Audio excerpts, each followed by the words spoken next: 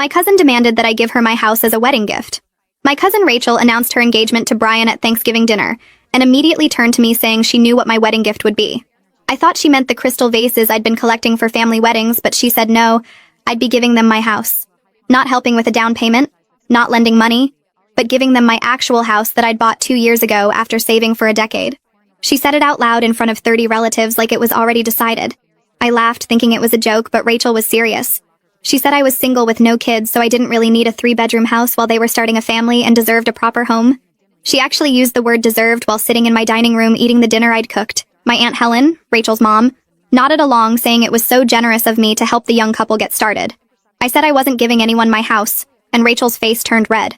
She said I was being selfish, keeping a family home all to myself when I could easily go back to renting an apartment like someone my age without children should be doing anyway. She actually said those words to me, a 31-year-old homeowner, while she was 26 and living in Brian's mom's basement. The whole family went quiet, but nobody defended me. My Uncle Tom said sharing was important in families. My own mother said I should consider it since I could afford another place eventually. My dad stayed silent, which was him agreeing without having to say it. Rachel spent the rest of dinner telling everyone about the renovations they'd make to my house, how they'd turn my office into a nursery, how they'd repaint everything because my color choices were too dark. She was planning my house like she already owned it. After dinner, Rachel pulled me aside and said she'd already told Brian's family that I was giving them a house as a wedding gift, so I couldn't back out now without making her look like a liar. She said his parents were so impressed that her family was generous enough to provide housing. She'd apparently been bragging for weeks about her rich cousin who owned property, and was going to set them up for life. She said if I didn't follow through, Brian's family would think she came from trash who made false promises. I said that was her problem for lying, and she actually started crying, saying I was ruining her wedding before it even happened. For weeks after that, Rachel kept acting like the house was already hers. She'd bring Brian over without asking to measure rooms and plan furniture placement. She'd tell people we were doing a title transfer and just working out the paperwork. She had mail sent to my address claiming she was updating her information early.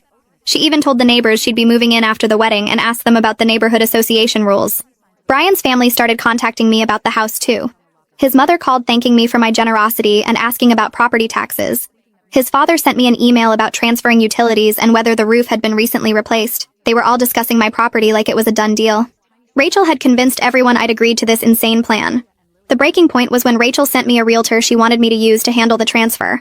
The realtor, Diana, called me confused because Rachel had said I wanted to gift my house but hadn't provided any documentation proving I owned it or agreed to this. Diana said she needed to see the deed and my written consent before proceeding. That gave me an idea. I told Diana I'd bring everything to Rachel's wedding planning party that weekend. Rachel had invited both families to plan the wedding and discuss the house transfer.